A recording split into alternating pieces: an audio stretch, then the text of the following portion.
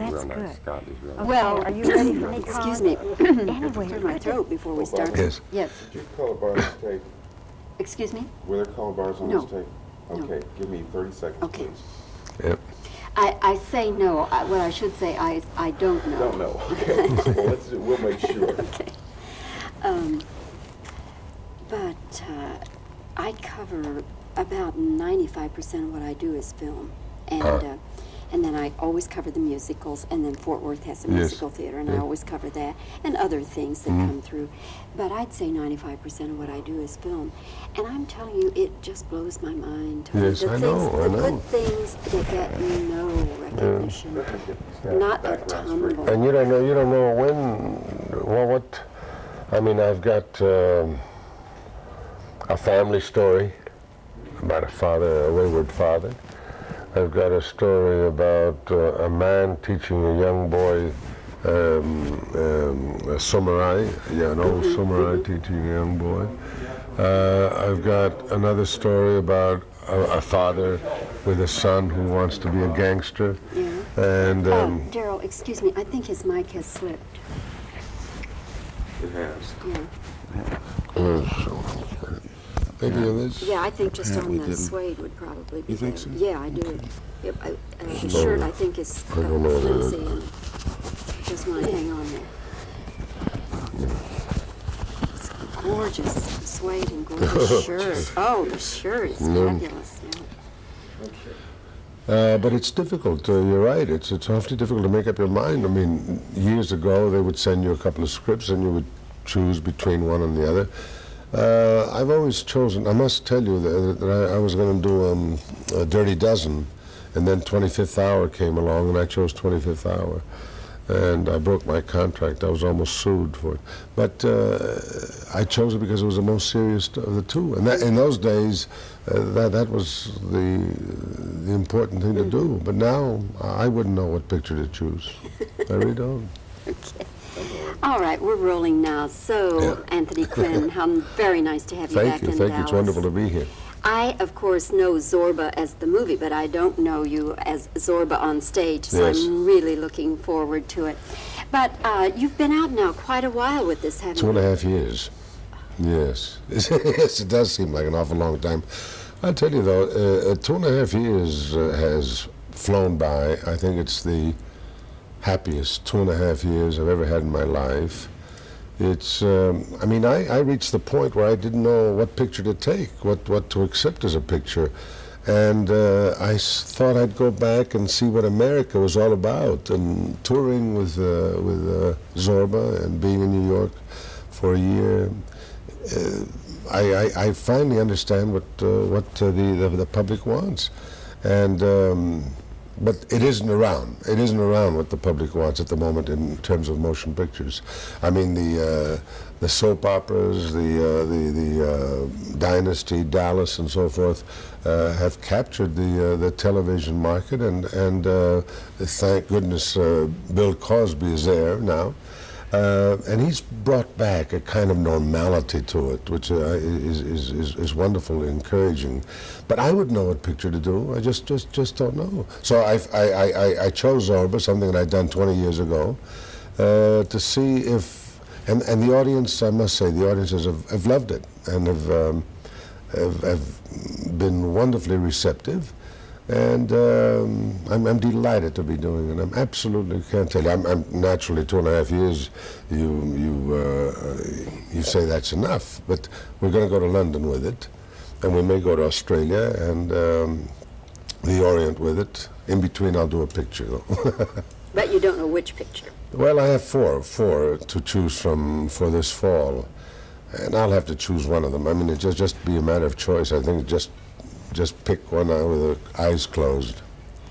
You know, Tony, I can't help but think about Broadway and the shape it's in at the moment, because we had La Cage Yes. here. It broke all house records. Yes. Gigi did beautifully. Yes. And I know Zorba is going Yes. to do well. Now, that tells you that people do want those nice shows with the music and the dancing and the sets, Yes. and not these weird, Yes. things, stories, and such downers. But Broadway, you know, they'll look at La Cage and see how successful it is, but they won't do a big show like that. Well, I'll tell you, I mean, has gotten terribly costly to do a show like La Cage, and even Zorba is a very costly show. And the terrible thing is New York is at fault. Because New York, one night, you bring in a show, and one night the critics kill it, and it's gone. Now, the road is not like that. I would never open a show in New York. Never in my wildest dreams. The next show that I'm going to do, Picasso, I'm going to do on the road. I'm going to go out on the road and get all I can out of it, get all I can get out of the character and enrich the character, and then maybe go back to New York as a final gesture. But I'd never open a show in New York. They can kill you in one night. And all the investment, the $2 million Grind, for instance, that was produced by a friend of mine recently, $2.5 million, $3 million loss because the critics didn't like it. So, and then the show might have had a chance on the road if it had some kind of a drawing power or a star of some kind. And that's another thing. Where are the stars to go on Broadway? When will you do Picasso? Next summer. A year from now. Now, it's non-musical? No, it is a musical, yes. It's a play with music. It's not I don't want to call it a musical because I don't do musicals, although I'm doing a musical now. I'm a little, I sing and dance as Zorba might sing and dance, but I don't sing and dance as a dancer might dance or a singer might sing. But, and then Picasso was not a singer, and we know that he was not a singer, or he was kind of a comic dancer, but he wasn't an entertainer. He was a painter and a wonderful, very interesting human being. But it's a new show. Yes, it's a new show written by Pierre Ray, who wrote The Widow and The Greek and Out and a lot of wonderful books. But he's French primarily, and he writes in French, and he's translated into English. His book, The Greek, about Mr. Onassis, was the best book on Onassis I've ever read. And we couldn't acquire the rights for it, so we did our own Onassis picture. But I wish I had done his. So then you will be the first person to play this Picasso, huh? Well, I think there's been several things on Picasso. There was a ballet on Picasso, and there was something else being done on Picasso, but never Picasso himself, no. So I will be the first to do it, yes. But not on Broadway.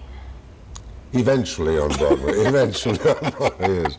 I mean, you cannot do a play and not appear in Broadway. It's like, I mean, it's the must of the theater world, going to Broadway. But I hate that approval of you know, 3 critics now. I mean, Brooks Atkinson is gone, and the old guard of the critics that I really admired and bowed to and respected have left, and the 3 or 4 critics that are there now, although one of them, I think Rich is excellent, and although they've been wonderful to me, but I mean, I seeing what happens to shows. I don't want the show to be criticized. I mean, even though I get some good notices, I don't like the show to be criticized.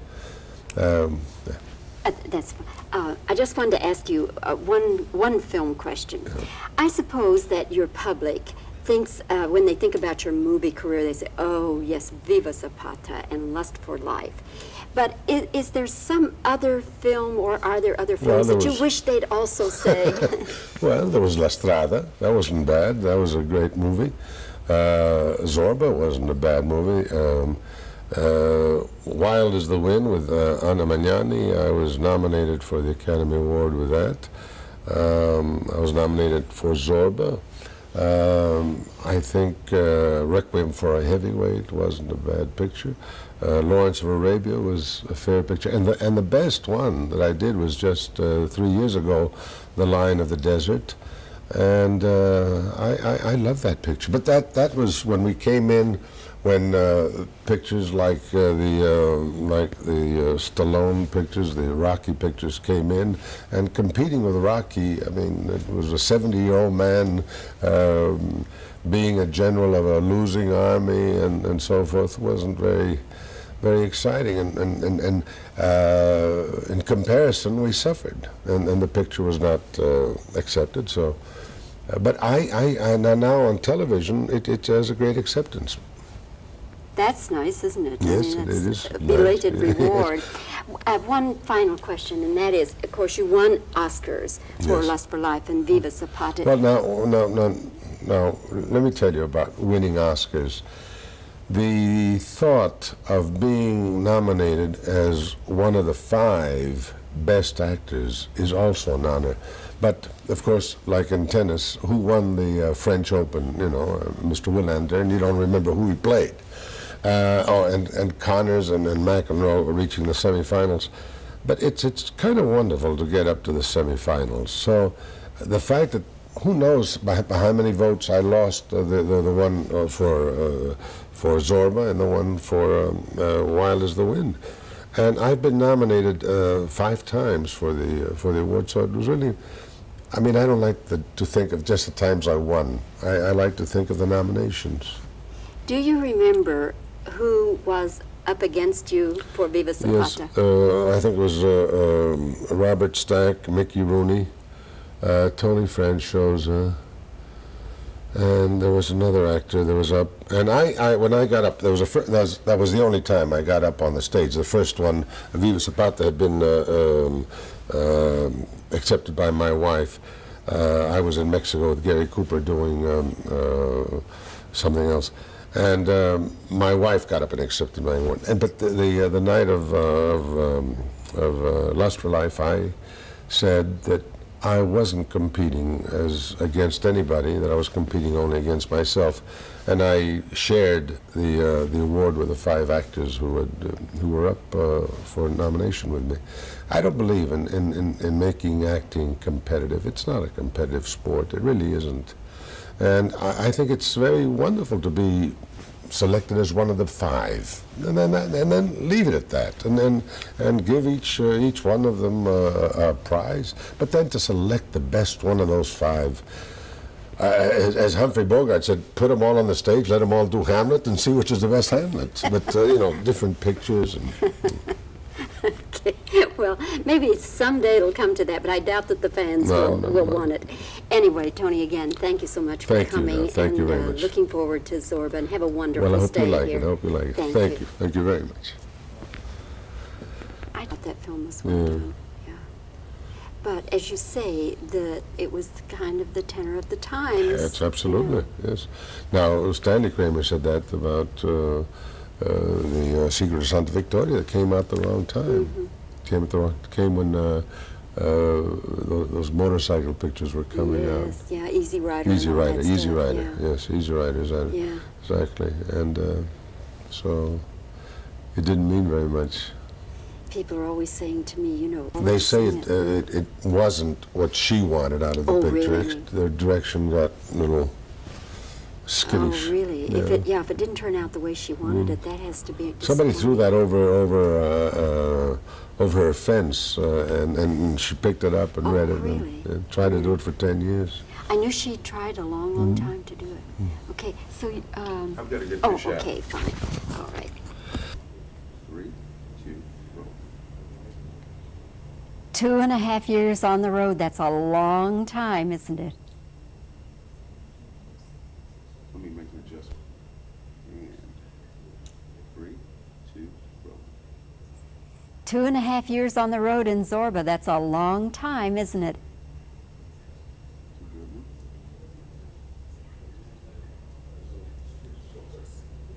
huh? Okay.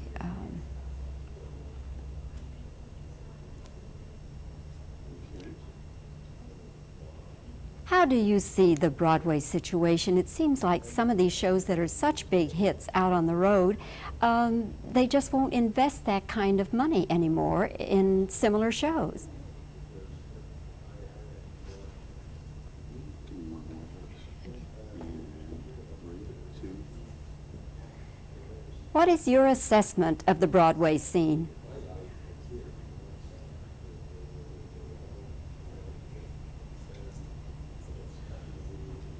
You'll be the first one then to play Picasso?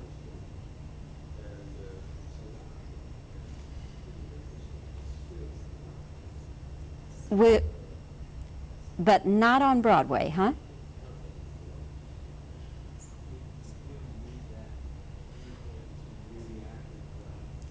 Besides Viva Zapata and Lust for Life, what are some other films you wish people would include?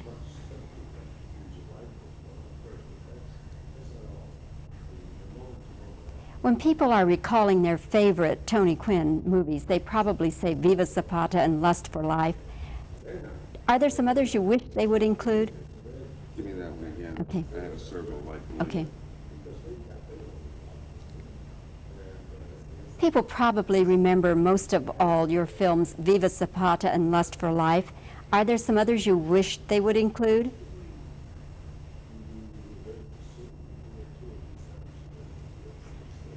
Okay.